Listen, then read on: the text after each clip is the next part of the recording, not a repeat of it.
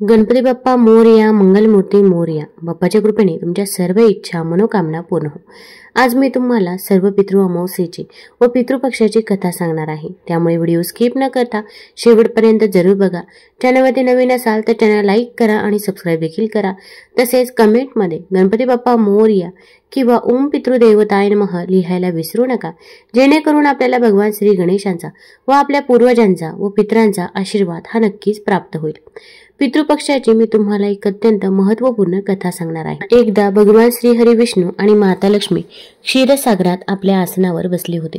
तेव्हा भगवान विष्णूंनी पाहिले की माता लक्ष्मी कोणत्या तरी खोल विचारात बुडाल्या आहेत. माता लक्ष्मींना गहन विचारात पाहून भगवान विष्णू हसून म्हणाले, हे देवी, असे वाटते की आज तुम्ही कोणत्या तरी खोल विचारात बुडालेले आहात. तुम्ही निसंकोचपणे आपले प्रश्न मला विचारू शकता. मी तुमच्या सर्व प्रश्नांचे समाधान नक्कीच करेल. भगवान विष्णूंचे बोलणे ऐकून माता लक्ष्मी म्हणाल्या, हे प्रभू, आज माझ्या मनात एक जिज्ञासा आहे. मला हे जाणून घ्यायचे आहे की या जगात सर्वात मोठे दान कोणते आहे, ज्यामुळे पुण्याची प्राप्ती होती आणि वाईट लोकांची ओळख कशी करता येते.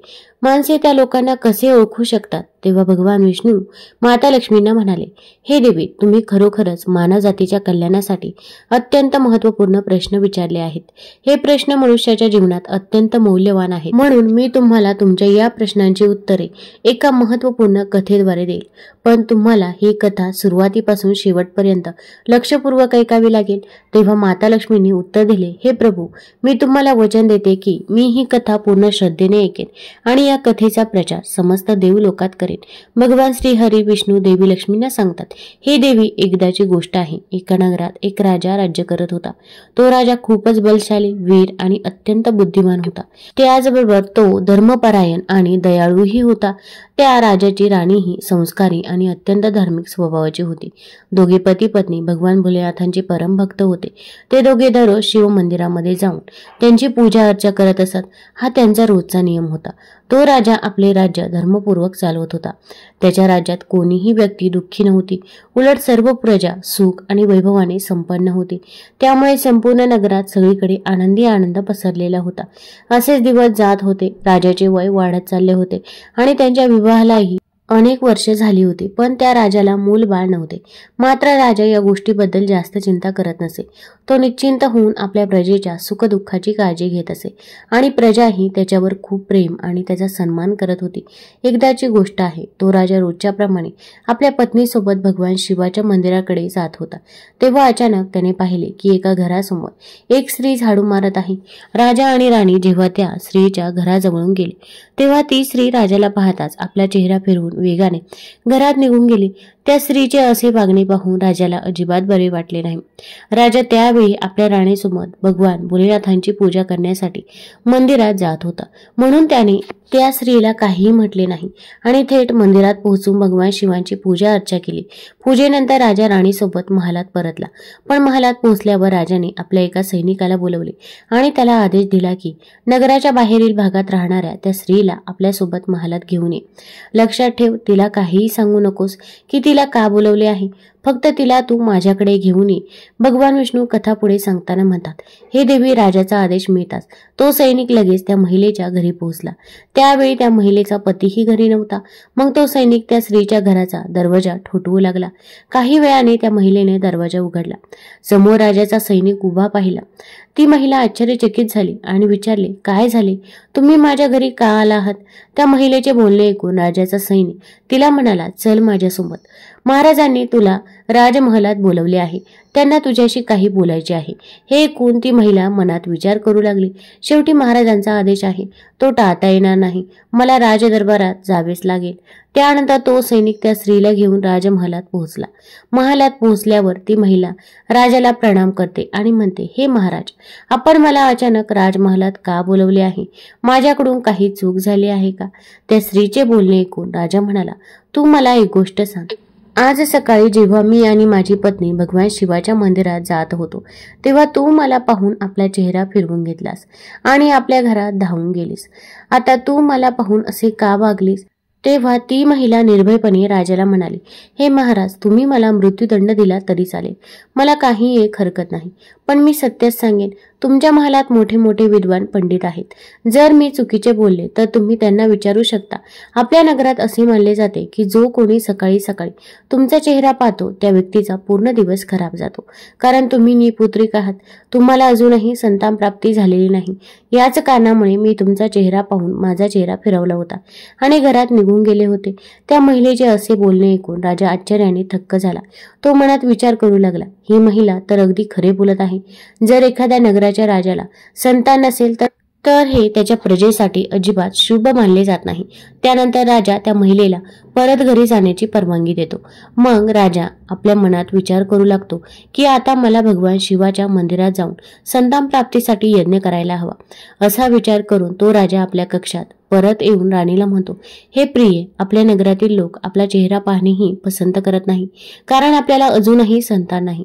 म्हणून आपण भगवान शिवाच्या मंदिरात जाऊन संतान प्राप्तीसाठी यज्ञ करायला हवा. आपण भोलेनाथांच्या मंदिरामध्ये जाऊन भगवान शिवांना प्रार्थना करूया की त्यांनी आपल्याला पुत्र प्रदान करावा. राजाचे बोलणे ऐकून राणीही त्याची गोष्ट मान्य करते. मग राजा आणि राणी दोघेही भगवान शिवाच्या मंदिरात पोहोचतात आणि भगवान शिवांची पूजा करून संतान प्राप्तीसाठी यज्ञाचे आयोजन करतात. भगवान विष्णू कथा पुढे सांगताना म्हणतात, हे देवी, पुत्र प्राप्तीसाठी राजा आणि राणीने यज्ञाचे आयोजन केले, पण यज्ञ संपन्न झाल्यानंतरही त्यांना संतान प्राप्ती झाली नाही. यज्ञ निष्फळ झाल्याने राजा अत्यंत निराश झाला. यज्ञ करणारे पंडितजीही विचारात पडले. पंडितजींनी मनात विचार केला, आतापर्यंत मी जेवढे यज्ञ केले आहेत त्यापैकी एकही यज्ञ आजपर्यंत अयशस्वी झाला नाही. याचा अर्थ असा आहे की कदाचित या राजाच्या नशिबातच दोष आहे आणि असे वाटते की ईश्वराने या राजाच्या नशिबात संतान योग लिहिलेला नाही, म्हणूनच संतान प्राप्तीचा यज्ञ करूनही त्याला संतान प्राप्ती झाली नाही. राजा सर्वतोपरी प्रयत्न करून थकला होता आणि आता तो खोल निराशेच्या गर्तेत बुडाला होता. तो दिवस रात्र मुलाच्या कमतरतेबद्दल विचार करत आणि चिंतेत गढून जात असत. एके दिवशी सिंहासनावर बसल्या बसल्या राजाला अचानक एक गोष्ट आठवली की दुसऱ्या नगराच्या वनात एक महात्माजी राहतात, ज्यांची कीर्ती दूरपर्यंत पसरलेली आहे. राजाच्या मनात विचार आला, कदाचित त्या महात्माकडे माझ्या या दुःखावर काहीतरी उपाय असेल. जर मी त्यांच्याकडे गेलो तर ते मला पुत्रप्राप्तीचा काहीतरी उपाय सांगू शकतील. मला त्यांच्याकडे जायलाच हवे. आपल्या मनात हा निर्णय घेऊन राजा लगेच राणीकडे जातो आणि तिला म्हणतो, हे प्रिय, दुसऱ्या नगराच्या वनात एक महान तपस्वी आणि ज्ञानी महात्माजी राहतात. मला वाटते की आपण त्यांच्याकडे जायला हवे. कदाचित ते आपल्याला पुत्रप्राप्तीचा काहीतरी मार्ग सुचवतील. मग राणी सुद्धा राजाच्या या गोष्टीशी सहमत झाली. राणी म्हणाली, हे स्वामी, तुमचे म्हणणे अगदी बरोबर आहे. आपण महात्माजींना अवश्य भेटले पाहिजे. राणीची संमती मिळाल्यावर राजा आणि राणी दोघेही एका रथात बसून महात्माजींच्या भेटीसाठी दुसऱ्या नगराच्या वनाकडे निघाले. काही वेळाने ते दोघे वनात पोहोचले. रथातून उतरून राजा आणि राणी दोघेही जंगलाच्या आत जाऊ लागले. उंच सकल रस्त्यावरून चालत ते महात्मांच्या आश्रमाकडे पुढे सरसावले. भगवान विष्णू कथा सांगताना पुढे म्हणतात, हे देवी, मग राजा आणि राणी वनाच्या आत महात्माजींच्या कुटीजवळ पोहोचतात. तिथे ते पाहतात की महात्माजी एका विशाल वृक्षाखाली ध्यानमग्न होऊन साधनेत लीन आहेत. हे दृश्य पाहून राजा आणि राणी काही वेळ शांत उभे राहतात, जेणेकरून महात्माजींच्या साधनेत कोणताही अडथळा येऊ नये. काही वेळाने महात्माजी आपल्या साधनेतून बाहेर येतात आणि डोळे उघडतात. तेव्हा ते पाहतात की राजा आणि राणी त्यांच्यासमोर दोन्ही हात जोडून उभे आहेत. ते महात्माजी राजाला चांगले ओळखत होते, म्हणून ते राजाला पाहताच ओळखतात आणि राजाला हसून म्हणतात, हे राजन, आज तुम्ही अचानक आमच्याकडे कोणत्या कारणास्तव आला आहात? तेव्हा राजाने नम्रपणे महात्माजींना प्रणाम केला आणि त्यांना आपली व्यथा सांगितली. त्याने सांगितले की कसे त्यांनी पुत्रप्राप्तीसाठी यज्ञ केला, पण सर्व व्यर्थ गेले. हे सर्व ऐकल्यावर महात्माजी काही क्षणांसाठी शांत झाले आणि त्यांनी डोळे मिटले. ते ध्यानस्थ होऊन राजाच्या जीवनातील घटनांचे आंतरिक दृष्टीने अवलोकन करू लागले.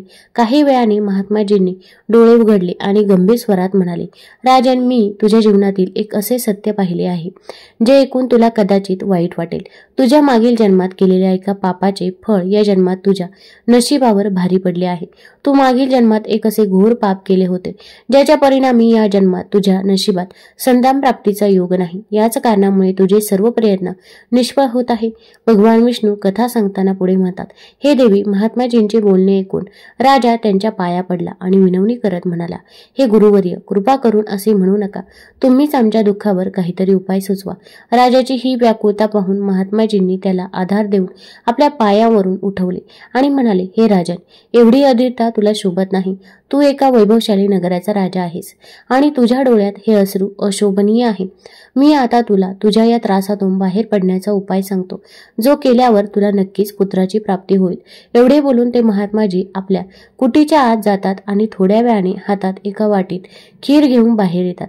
त्यांनी ती खीर राजाला देत म्हटले, राजन, महालात पोहोचल्यावर तुम्ही आणि राणीसाहेब दोघेही स्नानानंतर ही खीर प्रसाद म्हणून ग्रहण करा. असे केल्याने तुम्हाला निश्चितच पुत्रप्राप्ती होईल. पण राजन, माझी एक गोष्ट लक्षात ठेवा, या पुत्राचे आयुष्य फक्त 20 वर्षांचे असेल. ज्या दिवशी तुमच्या पुत्राचे वय 20 वर्षे होईल त्याच दिवशी त्याचा मृत्यू होईल. महात्माजींची ही गोष्ट ऐकून राजा खोल विचारात पडला. तो मनात विचार करू लागला, चला 20 वर्षांसाठी का होईना, पण आमच्यावरील हा निपुत्रिकतेचा कलंक तर मिटेल, आम्हाला मुलाचे सुख तर मिळेल. राजाने मनातल्या मनात ही गोष्ट स्वीकारली आणि महात्माजींना विनंती केली, हे गुरुवर्य, तुमचा आशीर्वाद आणि मार्गदर्शन स्वीकार आहे. कृपा करून आम्हाला ही संधी द्या. महात्माजींनी हसून राजाला आशीर्वाद दिला. राजा आणि राणीने महात्माजींना प्रणाम केला, त्यांची चरणवंदना केली आणि विनम्रपणे आभार व्यक्त केले. त्यानंतर राजा आणि राणी आपल्या रथात बसून महालाकडे परतले. महालात पोहोचल्यावर राजा आणि राणी स्नान इत्यादी करून भगवान भोलेनाथांचा प्रसाद मानून श्रद्धेने ते खीर ग्रहण करतात. त्यानंतर काही दिवसांनी राणी गर्भवती होते, ज्यामुळे राणी खूपच आनंदी होते. जेव्हा राजा ही शुभ बातमी ऐकतो तेव्हा तोही आनंदाने नाचू लागतो. संतान प्राप्तीची ही सुखद बातमी ऐकल्यानंतर राजाने महात्माजींप्रती आपली कृतज्ञता व्यक्त करण्याचा निश्चय केला. त्यानंतर राजा आपल्या रथात खूप सारे फळ, फुले, वस्त्रे आणि इतर भेटवस्तू घेऊन वनातील महात्माजींच्या कुटीकडे निघाला. कुटीजवळ पोहोचून राजाने आपले रथ थांबवला आणि विनम्र भावाने खाली उतरून महात्माजींकडे पोहोचला. त्याच वेळी महात्माजी ध्यानमग्न बसले होते.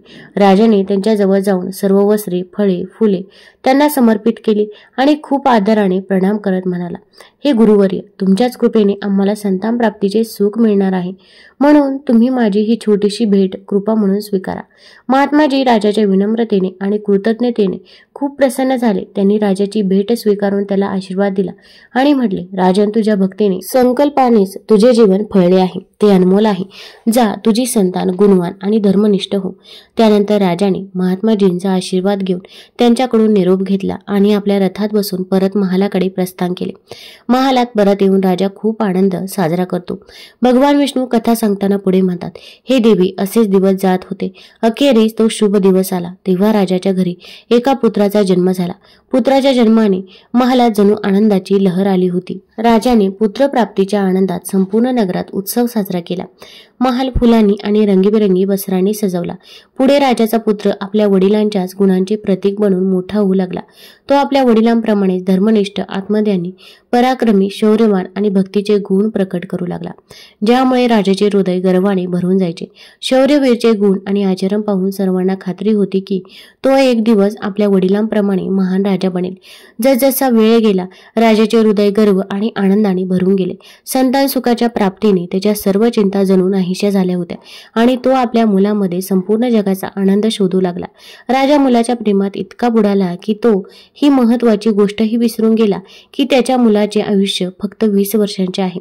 भगवान विष्णू कथा पुढे सांगताना म्हणतात, हे देवी, मग एक दिवस जेव्हा त्या राजाला ही गोष्ट आठवते की त्याच्या मुलाचे म्हणजेच शौर्यवीरचे आयुष्य फक्त 20 वर्षांचेच आहे, तेव्हा तो खूप निराश होतो आणि त्या दिवशीपासून राजा चिंतेत राहू लागतो. शौर्यवीर 15 वर्षांचा झाल्यावर राजा दिवस रात्र मुलाच्या भविष्याबद्दल काळजीत राहू लागला. या दरम्यान एका दुसऱ्या नगरात एक महापराक्रमी राजा राज्य करत होता. त्या राजाला एकुलती एक मुलगी होती, जी तिच्या सौंदर्यासाठी आणि दयाळूपणासाठी प्रसिद्ध होती. ती दिसायला अतिशय सुंदर होती, जणू स्वर्गातील अप्सरा स्वतः पृथ्वीवर अवतरली आहे. त्यासोबतच ती खूप दानी स्वभावाची होती, कारण तिने आपल्या आई वडिलांकडून धर्म आणि संस्काराची शिकवण घेतली होती. त्यामुळे तिचे हृदय करुणा आणि उदारतेने भरलेले होते. ती दररोज सकाळी उठून पक्ष्यांना दाणे टाकत असे आणि आपल्या दारावर येणाऱ्या साधू संतांना आणि भिक्षुकांना नेहमी आदराने भोजन देत असे. कोणीही भुकेला तिच्या दारातून रिकाम्या हाताने परत जात नसे. असेच दिवस जात होते. त्या राजाची मुलगीही आपल्या गुणांसोबत मोठी होत होती. एके दिवशी जेव्हा शौर्यवीरच्या वडिलांना म्हणजेच राजाला ही गोष्ट कळली की दुसऱ्या नगरात एक धीर, वीर आणि पराक्रमी राजा राज्य करतो, ज्याची मुलगी गुणांची खान आहे आणि ती अत्यंत सुंदरही आहे, तेव्हा राजाने मनात विचार केला की अशा धर्मात्मा आणि तेजस्वी कन्येसोबत आपला मुलगा शौर्यवीरचा विवाह करणे योग्य राहील. मला अशाच कन्येचा शोध होता, जिच्यासोबत मी माझ्या मुलाचा विवाह करू शकेन आणि आपल्या वंशाची परंपरा पुढे चालू ठेवू शकेन. हा विचार करून राजाने मनात निर्णय घेतला की तो त्या राज्याला प्रस्ताव पाठवेल, जेणेकरून तो आपला मुलगा शौर्यवीरचा विवाह त्या सुंदर आणि धार्मिक कन्येशी करू शकेल. भगवान विष्णू माता लक्ष्मींना म्हणतात, हे देवी, मग शौर्यवीरच्या वडिलांनी आपल्या मुलाच्या विवाहाचा प्रस्ताव संदेशवाहकामार्फत दुसऱ्या नगरातील राजापर्यंत पोहोचवला आणि त्या प्रस्तावात राजाने आपल्या मुलाबद्दल सर्व काही सांगितले आणि हे देखील सांगितले की त्याचे आयुष्य फक्त 20 वर्षांपर्यंतच आहे. जेव्हा दुसऱ्या नगरातील राजाने हा प्रस्ताव ऐकला तेव्हा त्याने मनात विचार केला, चला आता मला माझ्या मुलीचा विवाह करून घ्यायला हवा. राजाच्या मुलाचे आयुष्य फक्त 20 वर्षांचे आहे. या राजाचा मुलगा खूप योग्य, पराक्रमी आणि धर्मपरायण आहे.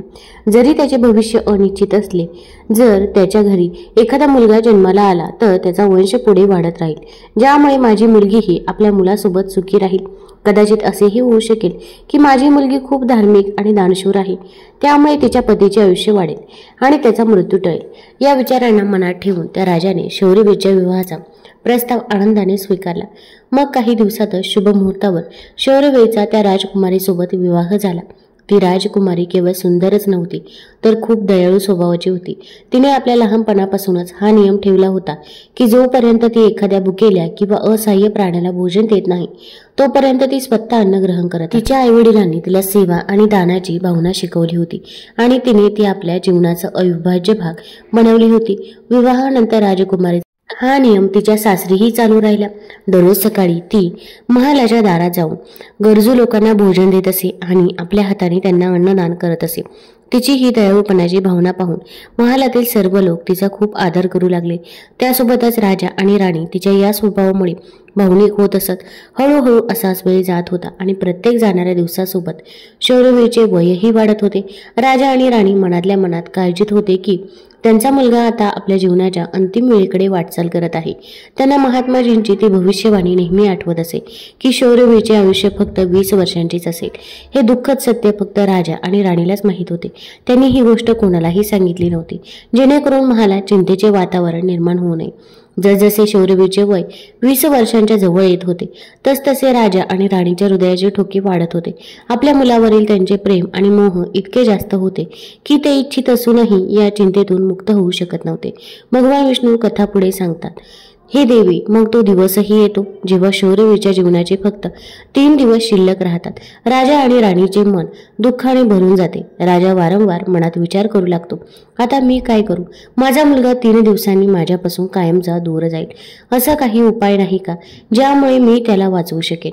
राणीही या दुःखाने व्याकुळ होती आणि प्रत्येक क्षणी आपल्या मुलाच्या जीवनाची कल्पना करत असे. त्यामुळे त्यांच्या पुत्रमोहाने त्यांना आजारी आणि कमजोर बनवले होते. दोघे इतके दुःखी होते की त्यांनी आता जेवण करणेही सोडून दिले होते.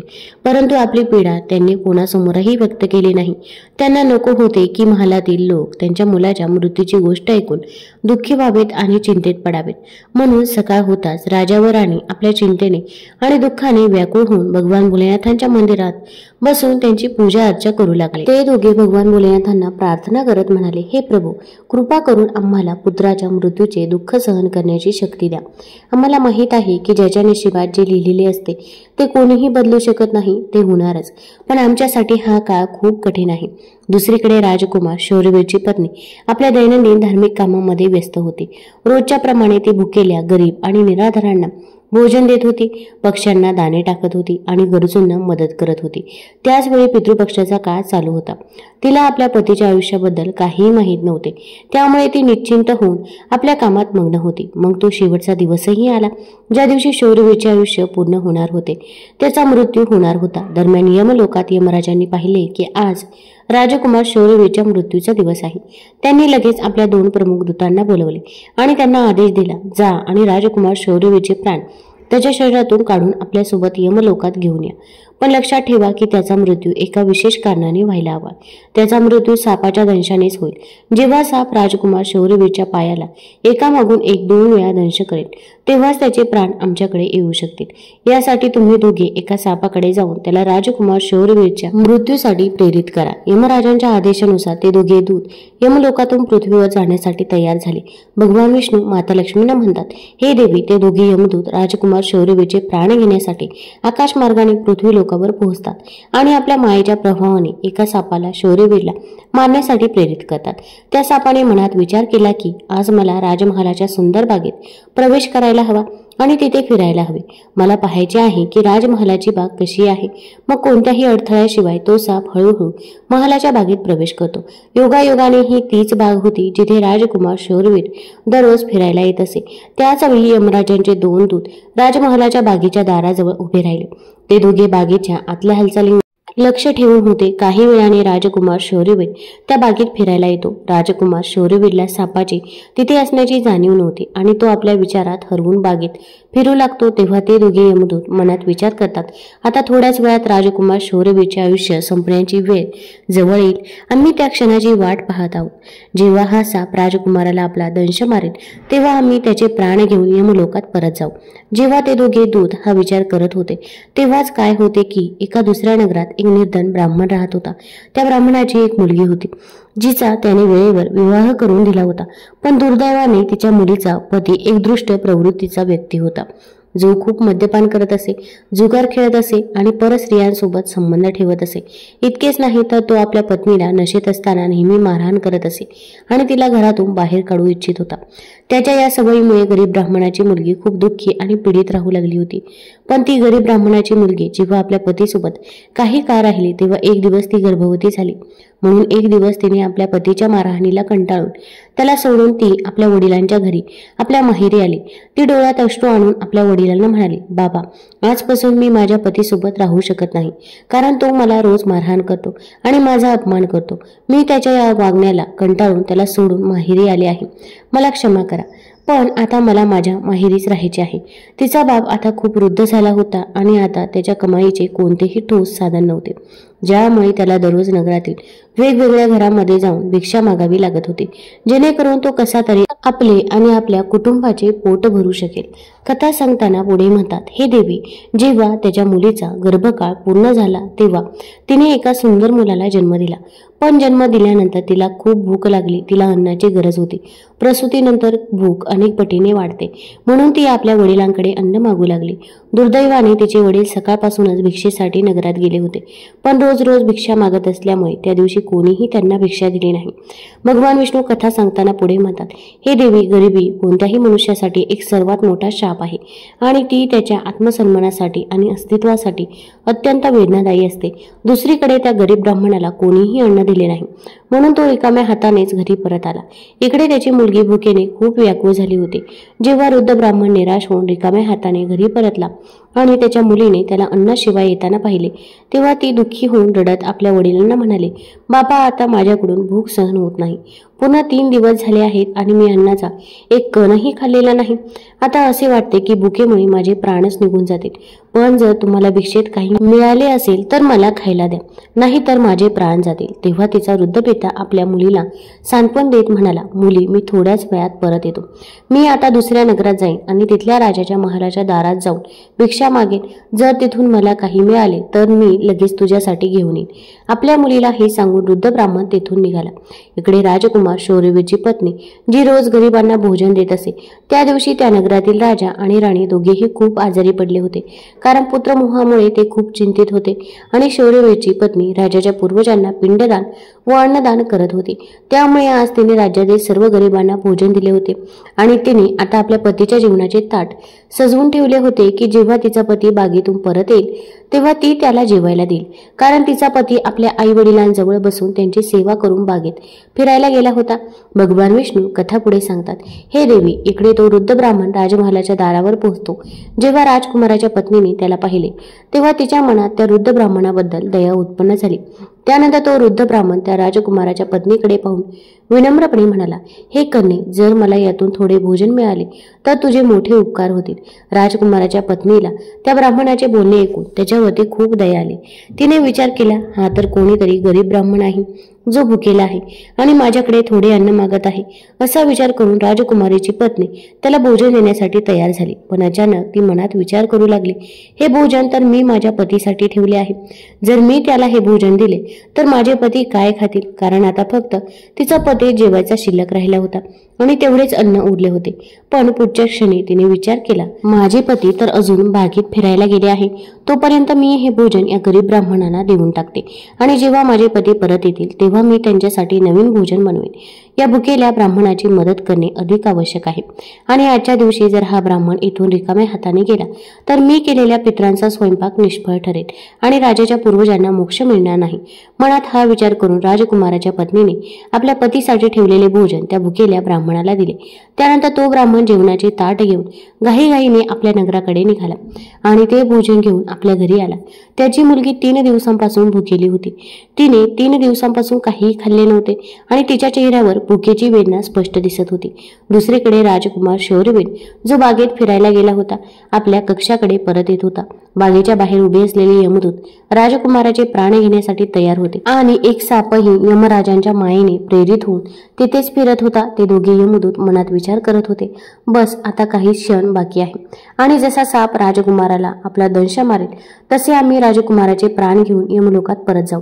भगवान विष्णू माता लक्ष्मींना म्हणतात, हे देवी, इकडे तो वृद्ध ब्राह्मण आपल्या घरी पोहोचला आणि त्याने लगेच आपल्या भुकेल्या मुलीला ते भोजन दिले. तेव्हा त्याची मुलगी त्याला म्हणाली, बाबा, हे भोजन तुम्ही कुठून आणले? तेव्हा वृद्ध ब्राह्मणाने उत्तर दिले, मुली, हे भोजन मला दुसऱ्या नगरातील महाराणीने दिले आहे. त्या नगरातील राजाची सून खूपच दयाळू आहे आणि उदार हृदयाची आहे. तिने माझ्यावर दया करून मला हे स्वादिष्ट भोजन दिले आहे. ते भोजन पाहून त्या वृद्ध ब्राह्मणाच्या मुलीच्या आत्म्यातून आशीर्वाद निघू लागले. ती देवाकडे प्रार्थना करू लागले, हे देवा, जिने माझ्या वडिलांना हे भोजन दिले आहे तिचा सुहाग अमर राहो आणि ती सदा सौभाग्यवती राहो. जसा तिने भोजनाचा घास तोंडात टाकला तिच्या आत्म्याला तृप्ती मिळाली आणि तिच्या आत्म्यातून खऱ्या मनाने आशीर्वाद निघू लागले की महाराणीचा पती दीर्घायुषी आणि निरोगी राहो. इकडे राजकुमार शौर्यवीर आपल्या महालाकडे चालला होता आणि बागेच्या बाहेर उभे असलेले यमदूत त्याच्या मृत्यूची आतुरतेने वाट पाहत होते. पण जसा राजकुमार बागेत त्या सापासमोर पोहोचला तेव्हा सापाने लगेच त्याला दंश मारण्यासाठी आपली ताकद जमवली. तेव्हाच अचानक 2 देवदूत तिथे प्रकट झाले आणि त्यांनी आपल्या दिव्य शक्तीने त्या सापाला बेशुद्ध केले. तो साप हलूही शकत नव्हता. त्याच्या दंश मारण्याची अजिबात शक्ती उरली नव्हती.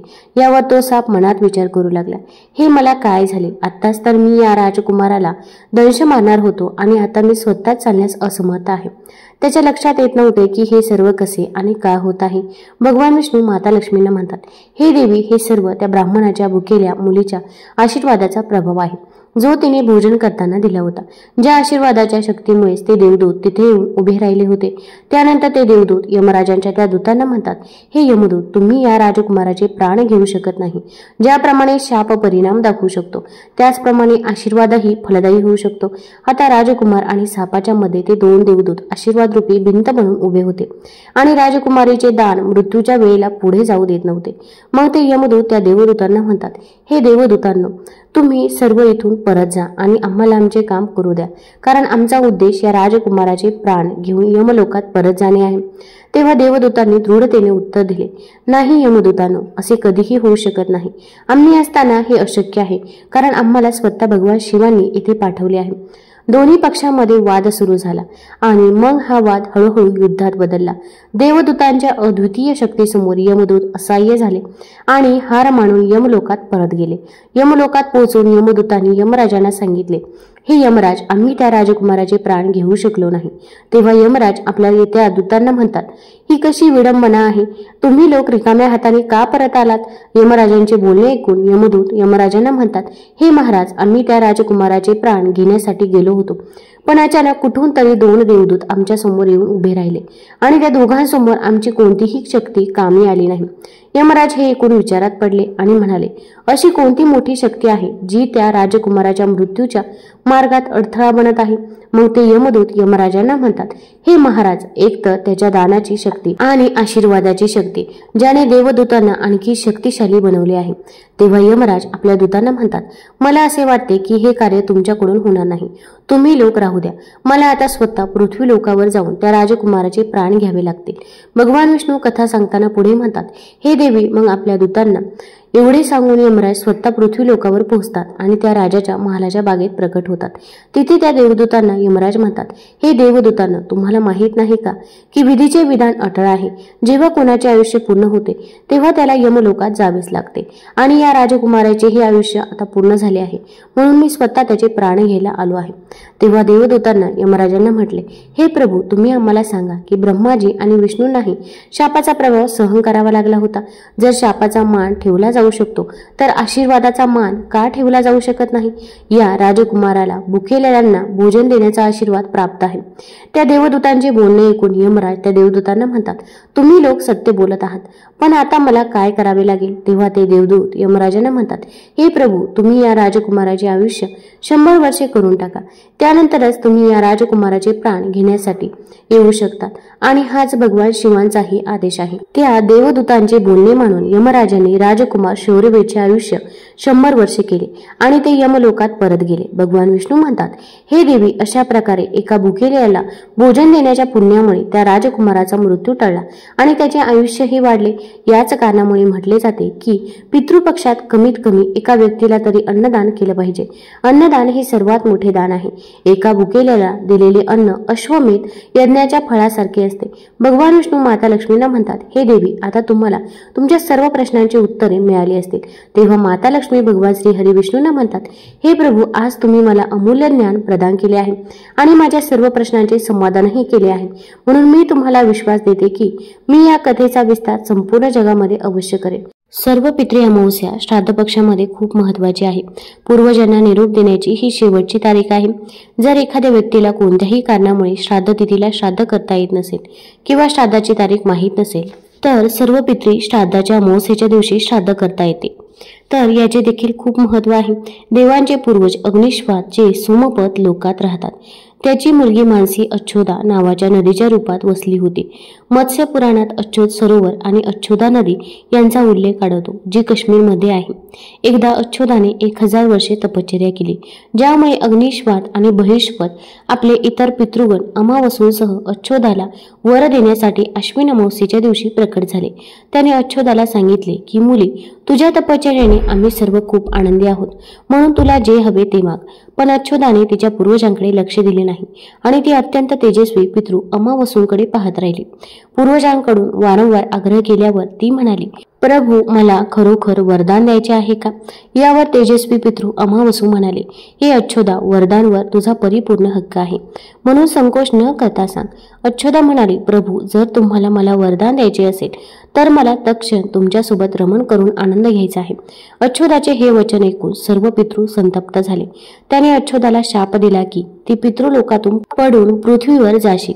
पूर्वजांनी अशा प्रकारे शाप दिल्यावर अच्छोदा पूर्वजांच्या पाया पडली आणि रडू लागली. पितृंना तिची दया आली. ते म्हणाले की अच्छोदा, तू पतित योनीत शापित झाल्यामुळे मत्स्यकन्या म्हणून जन्म घेशील. पितरांनी पुढे सांगितले की भगवान ब्रह्माचे वंशज महर्षी पराशर तुला पती म्हणून मिळतील. भगवान व्यास तुझ्या गर्भातून जन्माला येतील. त्यानंतरही इतर दैवी वंशामध्ये जन्म घेऊन तू शापातून मुक्त होशील आणि पुन्हा पितृलोकाकडे परत येशील.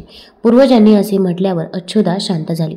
सर्व पितरांनी अमावसूच्या ब्रह्मचर्य आणि संयमाचे कौतुक केले आणि वरदान दिले की ही अमावस्येची तारीख अमावसू म्हणून ओळखली जाईल. ज्यांना कोणत्याही दिवशी श्राद्ध करता येत नाही ते फक्त अमावस्येच्या दिवशी श्राद्ध तर्पण करून मागील 14 दिवसांची योग्यता प्राप्त करून आपल्या पूर्वजांना संतुष्ट करू शकतात. तेव्हापासून प्रत्येक महिन्याच्या अमावस्या तिथीला सर्वात जास्त महत्त्व दिले जाते आणि ही तिथी सर्व पितृ श्राद्ध देखील मानली जाते. त्याच पापाच्या प्रायचित्तासाठी कालांतरात अच्छोदा महर्षी पराशर यांची पत्नी आणि वेद व्यासांच्या आई सत्यवती बनल्या.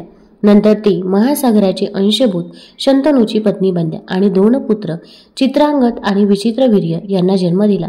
यांच्या नावाने कलियुगात अष्टक श्राद्ध मानलं जातं.